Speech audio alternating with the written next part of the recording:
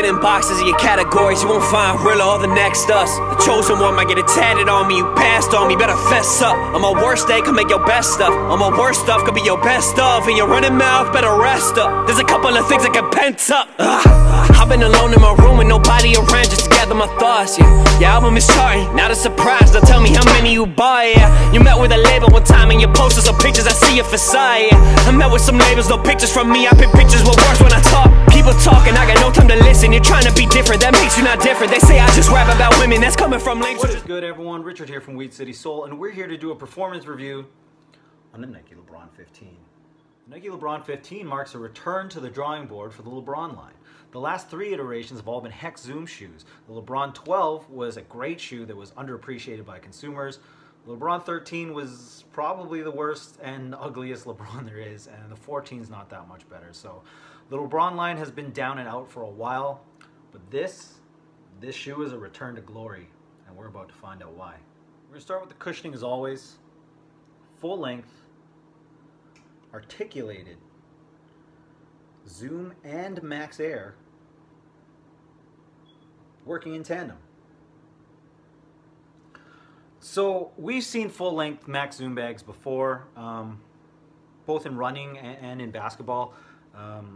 They usually offer really great impact protection, some really great responsiveness. One of the downfalls is that they're often a little tipsy, a little unstable around certain parts of your foot, often on your outside heel, your outside forefoot, and occasionally on the interior, on the medial side of your forefoot. What Nike has done here is this is not a full-length Zoom Max bag in the way that we've come to know it. This is a 3-chamber Zoom and Max bag. So what you see here are the large Zoom fibers from your standard Zoom Max, but you also have Max Air pillars inside to keep everything really firm and really stable. Now those pillars are only present in the heel, but the other bags are pressurized to the point where they still feel really firm as well. The amount of fibers that's in this forefoot unit is crazy. I mean, really, there's not a great way to get an angle on it, but there's so many in there, and it feels great. This stuff is really, really awesome. The impact protection is, of course, phenomenal. I really appreciate those Max Air pillars in the heel because I did feel like it made the back a little stiffer. It gave me a really solid base to work on, and I like that. Staying on the cushioning, a lot of people have been making comparisons between this shoe and the Nike Lebron 10. Now, the Nike Lebron 10 is a shoe that has kind of gone down in infamy in the Lebron line for the fact that a lot of people, I would say most, enjoyed this Air unit for its comfort and its impact protection. You can see the large fibers there, and you can see the Max Air pillars as well in the heel. Now, as I was saying, a lot of people really enjoyed this cushioning, and Nike never bothered to utilize it again at all or attempt to improve it at all. And a lot of people have been wondering why they haven't brought it back since that shoe, because it had so much promise. Well, half a decade later, they finally did it. This shoe, in a lot of ways, is the spiritual successor to the Nike Lebron 10. Now, while you still do sit somewhat high off the ground in these, it's not nearly as noticeable or as prominent as it is in the Lebron 10, mainly because the midsole of this thing, the carrier foam, is cored out so that it cups your foot to some degree. Your foot sits within the carrier up to about here. It's not as deep as some other shoes. It's not as deep as something like the Dame 3, but it is a performance feature that really helps. I really like it when midsoles are cored out so that your foot can sit within it to some degree. It just offers better court feel overall, and it offers better stability. Now, the biggest benefit of a setup like that is the fact that it gives you improved court feel. Like I said, these guys do sit a little bit higher off the ground, but the court feel isn't entirely absent. When I was moving around and I had a lot of weight bearing down on the front of the shoe on this unit, this thing felt relatively firm but still really responsive, which I liked a lot. It's not often that you can get a really, really well cushioned shoe with some decent court feel in it, It's not top of the line or anything like that. It's not like the Curry line, which is the pinnacle of court feel in basketball shoes.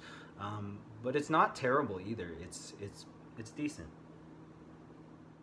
Now, the transition in this shoe is fantastic, and your mobility in this shoe is really great too, and both of those things are due to that 3.0 articulation that I spoke about earlier on the air unit. While this may look like 3 separate airbags, it's actually one air unit that has been segmented into chambers that are still connected within the shoe. Now, the mobility to move around in this shoe, the mobility of this thing is night and day compared to the Lebron 10. The Lebron 10 is just a big ass heavy shoe, and while this shoe looks kind of big, it's actually decently light because of that Flyknit upper. We'll go into that a little bit later, but it is a really interesting combo to see a shoe that's this lightweight that still gives you this amount of cushion. Now, there has been a really specific complaint about the Lebron 15 so far. A lot of people think that the shoe needs a little more in terms of an outrigger or some sort of support piece on the lateral side forefoot. And while I can see what people are saying, if you really push all your weight towards that area, it does feel a little tipsy. But in actual practical basketball play, you almost never really do that. There's very specific moves that you have to do in order to put all your weight on that part of the shoe right there. Guys who run around a lot of screens, probably not going to love this because of that one specific issue, but if you're not one of those kinds of players, I mean, it's a really stable, solid shoe. I don't feel like overall it's tipsy. I felt well supported. I felt stable. I don't think it necessarily needs the outrigger, but I see what people are saying. If one was there, I definitely wouldn't be complaining. But the shoe still performs well without it. Onto the upper, we have what's called Flyknit Battle or Battle Knit. Now, what that essentially means is that it's a thicker, tougher, stronger Flyknit that's been scaled for support and abrasion resistance. Now, this shoe feels fantastic right out of the box, and I've never been the biggest fan of knit shoes because I just don't feel like they're that supportive. I weigh about 220 pounds. I'm a heavy guy. I do a lot of drop steps. I do a lot of power moves, and most knit shoes make me feel like they are lacking in support. But this guy doesn't feel like that, and that's thanks to that Flyknit Battle. Now, everything in the shoe felt relatively well locked down. There was a little bit of slippage side to side and front to back on the absolute hardest of cuts, but for the most part it keeps everything decently well contained. For the lacing system, we've got rope laces that move into flywire cables. I kind of wish they had maybe tripled or quadrupled these cables up. They're only doubled up as it is. I'm not a big fan of when laces just go straight through a flywire loop and nothing else. It's essentially a durability concern with me because I've had shoes before where these loops break and then the shoe is essentially useless. So hopefully these hold on and it just won't be an issue, but it is something that I'm a little concerned about. Moving on to the collar, we have a more standard feeling type of Flyknit all on this portion here so that you can easily put your foot in the shoe. I had no problems getting my foot in this shoe at all. It's very comfortable right from the get-go. You just pop this thing on and you are good to go. Now, on that subject of pulling these things open, I think these leather pull tabs look great. Vachetta tan on the Ghost colorway, and they're really useful too. You just grab, slip it on, it's a breeze. This colorway though, the Ghost colorway, they made this thing a House of Hoops only release. It didn't release online anywhere except I think the Sneakers app, but Eastbay didn't get them, Foot Locker didn't get them. It's 2017 and they didn't release these shoes online, and it actually made them ridiculously difficult to get. Luckily I was able to finally get my hands on a pair, but like, Holy fucking shit, man. I have seldom had this much trouble getting a shoe before.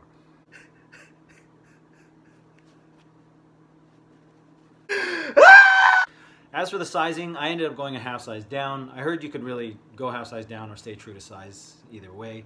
I usually like to go a half size down in Lebrons, just for the simple fact that they're usually big, heavy, clunky shoes.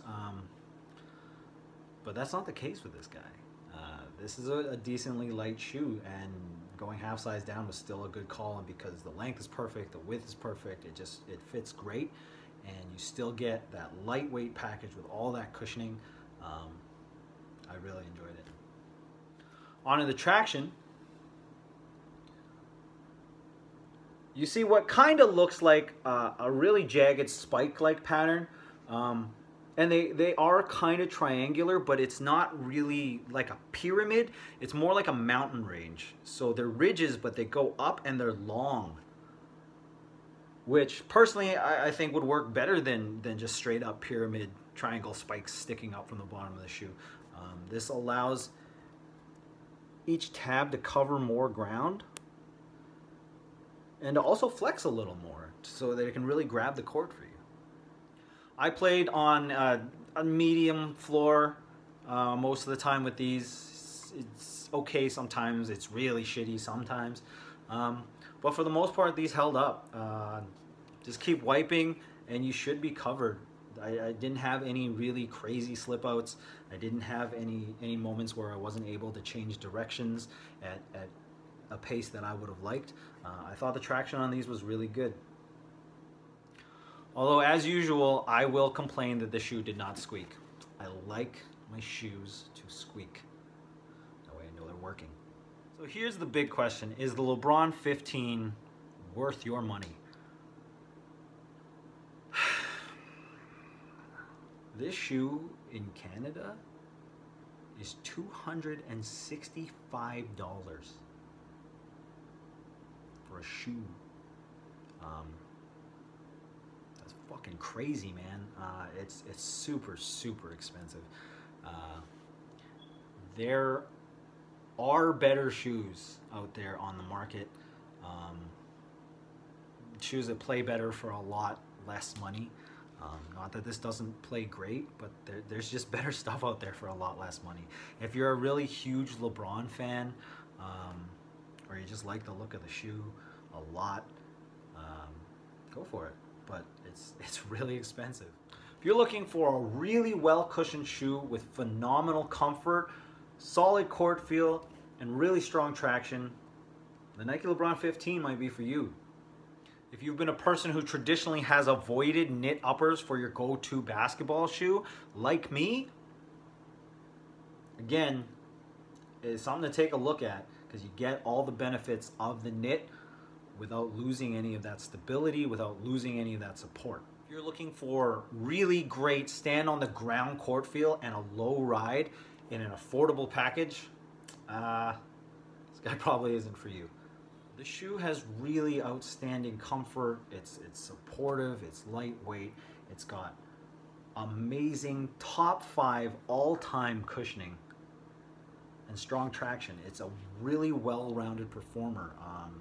There's a really specific demographic that probably won't like this, but I really think that a majority of basketball players would really like this shoe if they gave it a shot. And like I said earlier, this Ghost colorway is one of the best looking shoes I have seen in a really long time.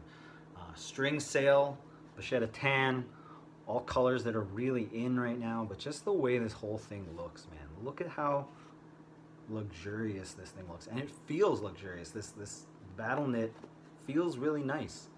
The vachetta tan, the whole thing just flows really well together. There's a great speckling on the midsole, which looks fantastic. This colorway, man, is so freaking dope. I really like it. So if this review has been helpful to you at all, please comment, like, and hit that subscribe button below. It really helps us out. And don't forget to catch us on Instagram at Weed City Soul. Until next time, guys, I'm Richard from Weed City Soul, and remember, they're just shoes.